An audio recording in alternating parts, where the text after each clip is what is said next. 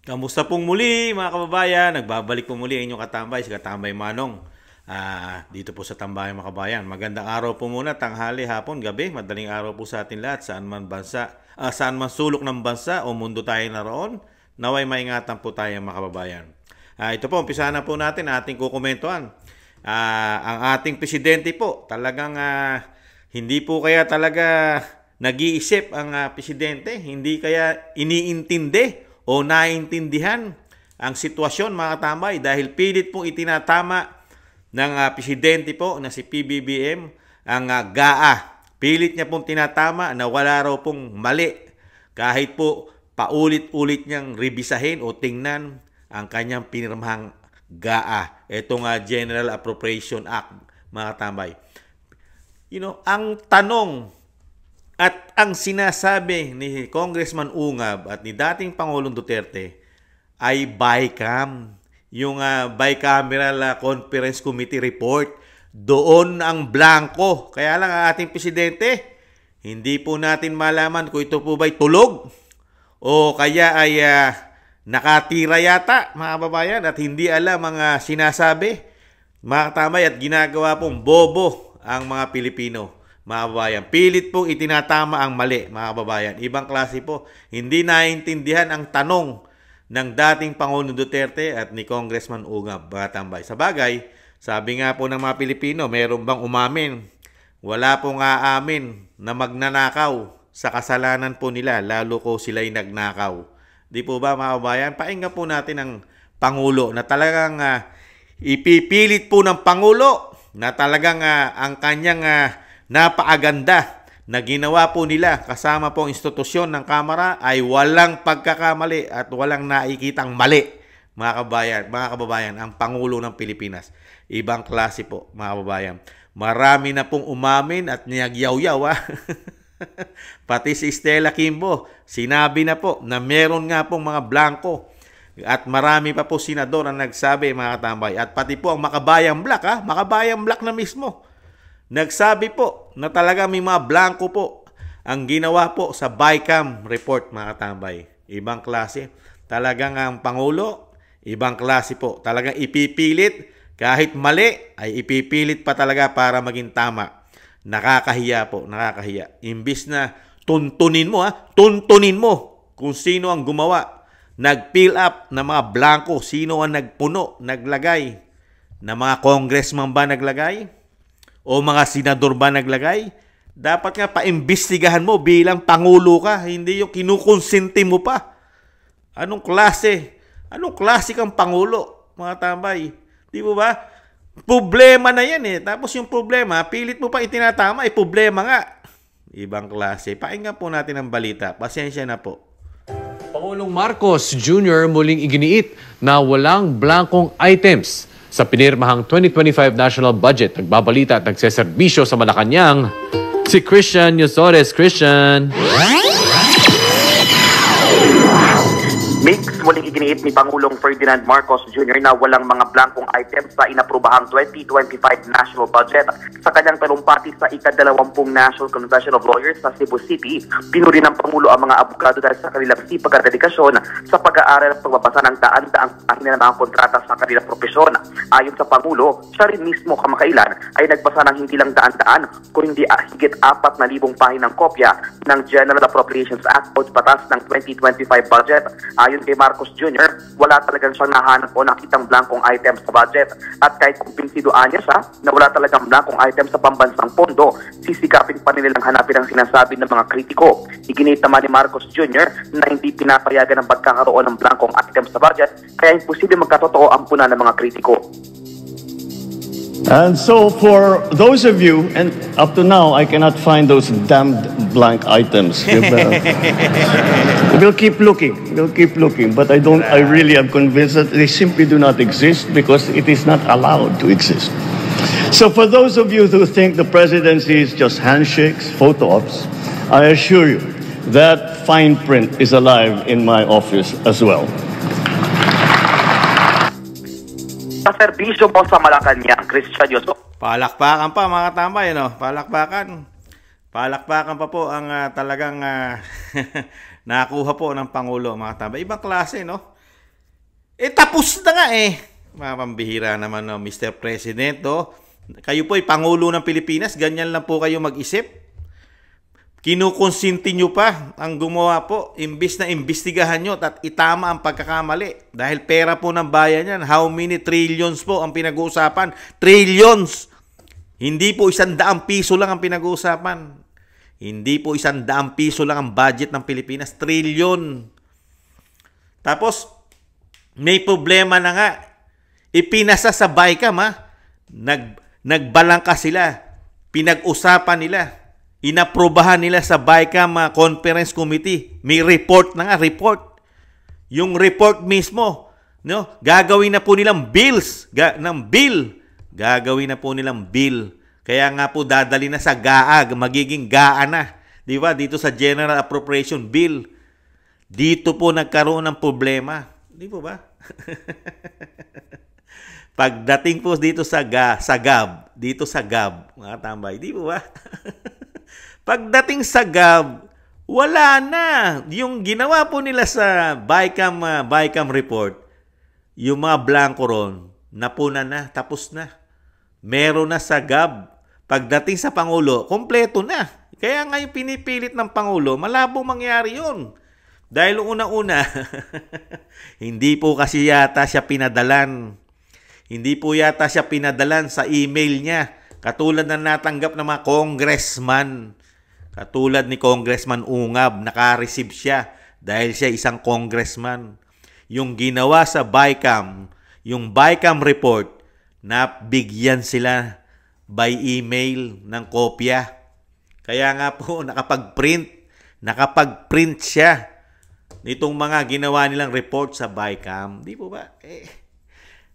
Kaya lang nakakalungkot lang po. Meron tayong presidente na ganito, mga kababayan. Hindi po ba alam ng presidente ang paggawa ng budget hindi po natatapos sa GAA. Hindi po GAA agad. Kaya nga nagkakaroon pa po sila ng bicameral conference committee report. Tapos dadalhin nila sa GAB. Pagkatapos ng GAB, itong bill, di ba? Itong General Appropriation Bill, saka palang dadating o pupunta na sa Pangulo para pirmahan niya at maging batas na. Di ba itong GAA, yung budget natin for 2025. Pero ang Pangulo natin, hindi natin malaman kung bangag. Bangag ba? Bangag ba ang Pangulo? Hindi alam ang sinasabi. Ang sinasabi ni dating Pangulong Duterte at ni Congressman Ungab at si Atty. Vic Rodriguez, ang problema ay nasa BICAM committee. Di po ba? Sila ang may problema. Minadali nila, hindi natin malaman kung paano ginawa nila. Pagbabalangkas dyan, bakit napakaraming blanco sa BICAM? Pero ang Pangulo natin, paulit-ulit na talagang nakatutok lang siya sa GAA. Kaya nang lumalabas, parang nagiging gago. Hindi kaya... Kasi GAA siya ng GAA. Kaya lumalabas, nagiging gago yata ang Pangulo. Di ba? Nakatutok lang siya sa GAA. Pero hindi niya tinututukan yung nangyari sa BICAM. Doon nakatutok. Doon nagkaroon ng problema. Hindi mo po pwedeng ipasay ang batas na yan pag maraming blanco na inaprobahan ng committee nitong BICAM committee report nila. Hindi po pwedeng aprobahan yan kasi hindi nila pinagmitingan yan na maraming blanco para ipasa yan. Di po ba? At ang tanong natin, yung mga naglagay doon, saan naman kaya dadalhin yun? Yung nilagay nila. Nga ba yan? Gaano kaya kalaking mga extraordinary ang dinagdag nila kaya ron, mga tambay? At ano po mga programa ng gobyerno ang kapaipakinabang po ron sa taong bayan? Nakakalungkot lang po mga kababayan na ganitong klase po ang maririnig natin sa Pangulo. Na meron pong nakikitang napakalaking pagkakamali na pwede pong maging korupsyon. Pwede po. Pwedeng maging korupsyon ito. Dahil pera ito. Para ka nagbigay ng tseke. Blanco. Pinirmahan mo lang. Bahala na sila maglagay doon sa tseke na binigay mo. Di po ba? Imbis na imbestigahan mo, para makita na ng taong bayan na galit ka sa korupsyon. Wala kang ginawa. Yung pagkakamali sa BICAM, kinukonsinti mo pa. Bakit? Kasabwat po ba kayo doon, Mr. President? Alam nyo po ba yon? Mr. President, alam nyo po ba? Nagtatanong lang po si Kamanong. Kasi nagbubulag-bulagan po kayo at nagtatanga-tangahan po yata kayo, Mr. President.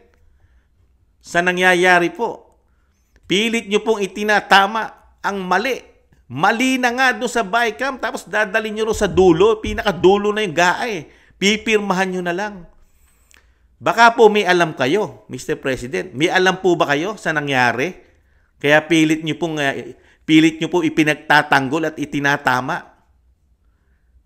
Kung matino kayong presidente, merong ganyang anomalya, may ganyang usok, may ganyang issue, di po ba dapat pinaimbestigahan nyo na yan? Pinakikita nyo sa taong bayan. Di ba pinakikita nyo na pag may ganyang issue, pinakikita nyo na galit kayo kung sakali mang yan ay maging corrupt o korupsyon, galit kayo sa gumagawa ng korupsyon. Hindi po kasi ang nakikita ng taong bayan sa inyo, Mr. President, parang gusto nyo pa na magkaroon yata ng korupsyon sa inyo pong pamamahala sa bagong Pilipinas. Kasi nagtataka rin po kami. Lahat po ng mga may issue, lahat po sa panahon ni Pangulong Duterte nagkaroon po ng issue sa droga. Nakalaya po sa panahon ninyo eh. Kaya po nagtatanong din po kami. Kayo po ba pro po ba kayo sa mga droga? Pro-drugs po ba kayo? Nagtatanong lang po. Hindi naman masama magtanong. Di po ba? Kasi isa rin po yan issue eh. Sa panahon nyo po, lahat nakalaya ang mga may issue ng droga. Di po ba? Tapos ngayon, eto, 6 trillion mahigit ang pondo natin. Itong 2025. Tapos ganyan lang po maririnig ng mga Pilipino sa inyo. Binuksan nyo kanyo lahat. Mahigit 4,000 pages ang inyong ipinasa. Wala kayo nakita ni isang blanco. Tapos na nga eh. Nalagyan na ng matatalinong.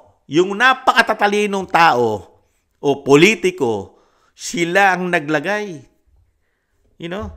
Na kaya lang hindi natin matutuklasan ang katotohanan kasi mismo ang presidente mukhang ayaw niyang tuklasin ang totoong nangyari. Sino ba talaga ang pumirma o naglagay, nagpuno noong mga numero, yung naglagay ng numero sa mga blanco doon sa pinirmahan niya na GAA.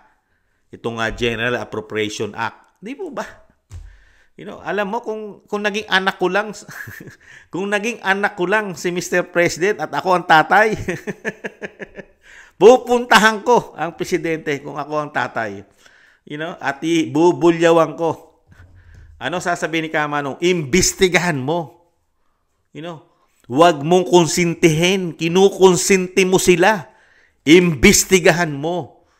Ipakita mo sa taong bayan. Kaya lang, mukhang pati po yata ang institusyon ng Kamara at Senado, hawak yata kayo sa leeg, Mr. President. Hindi po ba kayo hawak sa leeg at sa inyong yag balls? Nakakahiya po, nakakahiya. Presidente nga ng Pilipinas. Nagkaroon ng issue ang 2025 national budget sa ginawa ng mga congressman at mga senador. Pero pagdating sa'yo, wala kang nakita. Samantalang napakarami na nagpapatotoo ng mga congressman at senador. May mga hawak pa sila, pirmado. May mga pirma na senador at congressman. Tapos sasabihin nyo, fake news. Pamumuliti ka. Nagpapasalamat nga kami kay Congressman Ungab at kay dating Pangulong Duterte. Kung hindi sa kanila, tapos na. Gagawin nyo po pala yan.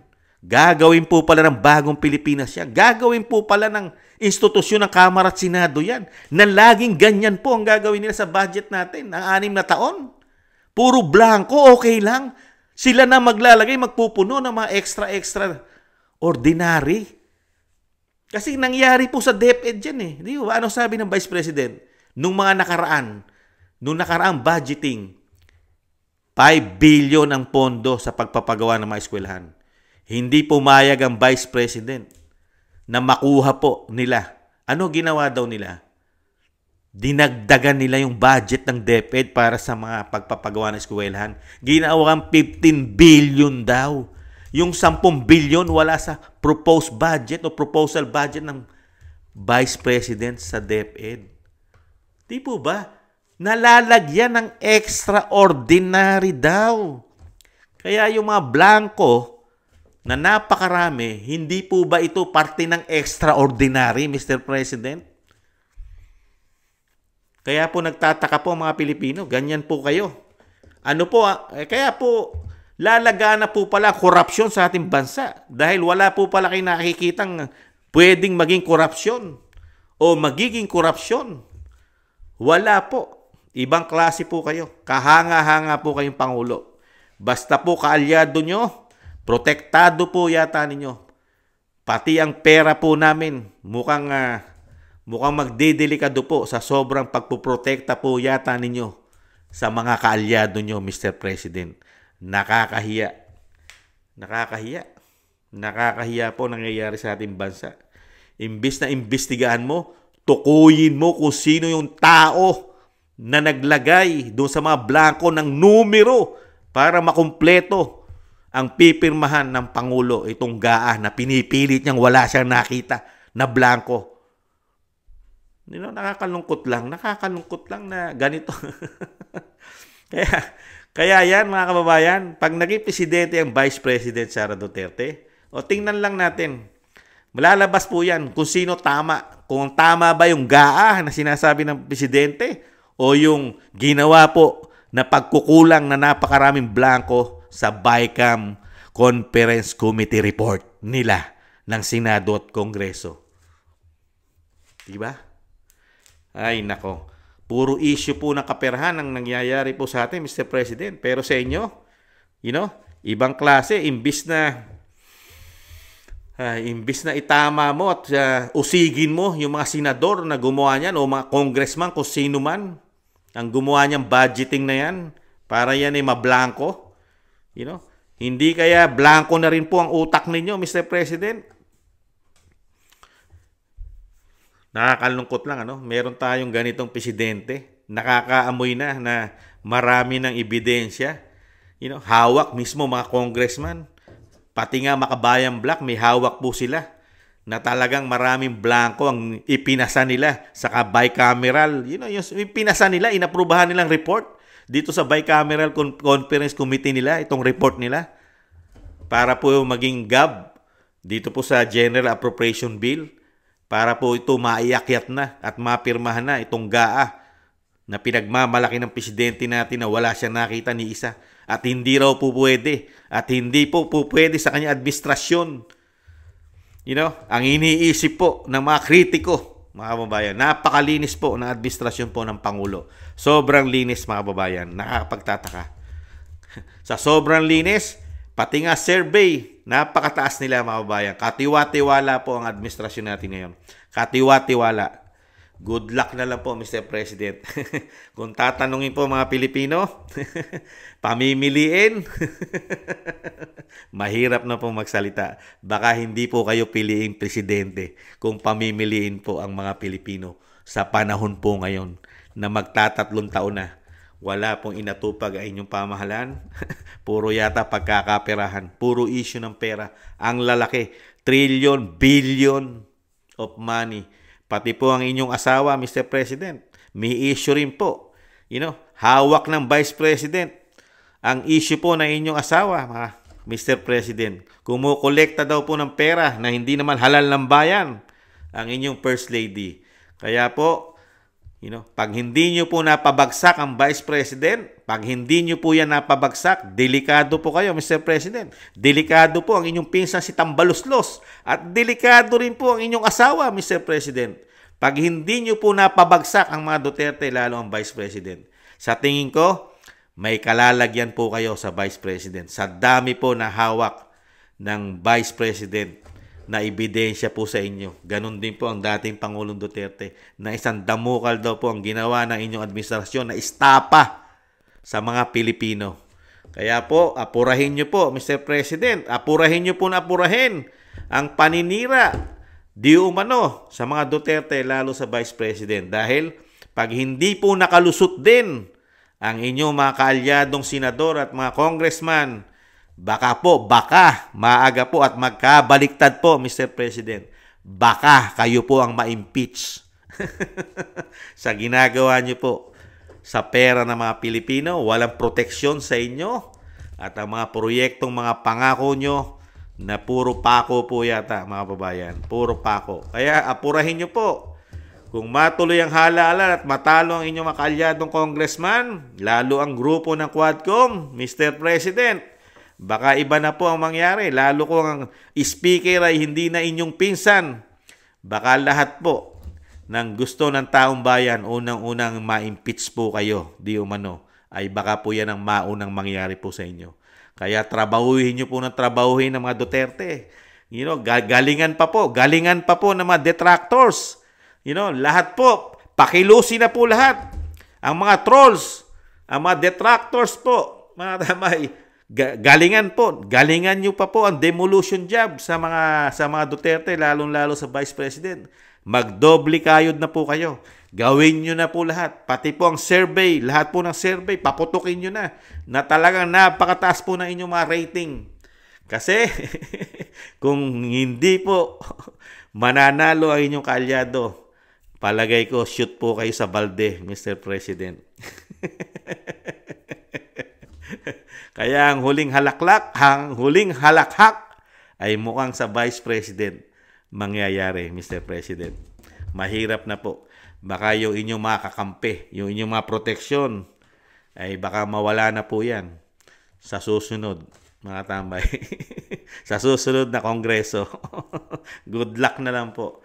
Wala po tayong aasahan sa ating Pangulo, lalong-lalo na po sa paglaban sa korupsyon, paglaban sa droga, paglaban sa krimen. Wala po pala tayong aasahan. Dito pa lang dapat itama mo na. Pero kinukonsinti mo pa. Di lalo na yung mga laganap na korupsyon. Wala kang nakikitang mga smuggler ngayon mga drug lord, mga magnanakaw, mga corrupt na politiko, wala kang nakikita Di ba? Mas mainam pa nga si Vice President Napakaraming nakikitang corrupt na politiko. Samantala kayo, Mr. President, nada. Zero. Ibang klase. Muli po mga kababayan, patawad po. Talagang isa rin po si Kamanong nabudol ng mahusay magsalita. Mga kababayan, mahusay magtalumpati at mahusay mangako, mga kababayan. Muli po, maraming salamat po sa mga nakakagusto po ng ating Tambayang Mga Kabayan sa YouTube at TikTok. At ganoon din po sa mga nagla-like, share, subscribe, and comment. Maraming salamat po. Ingatan nawa, konting tiis na lang po. Makakabawit, makakabangon pa ang ating bansa. At mabibigyan po ng parusa, number 1, ng mga korap na politiko sa ating bansa. Paalam, ingatan nawa. Bye-bye.